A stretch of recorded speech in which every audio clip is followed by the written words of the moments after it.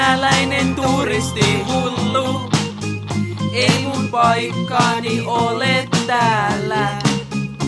Olen tänne pakosti tullut, kun Putin-setä on ihan hullu. Rajavastaanotto on niin kylmä, kuin sieluttoman ihmisen tyrmä.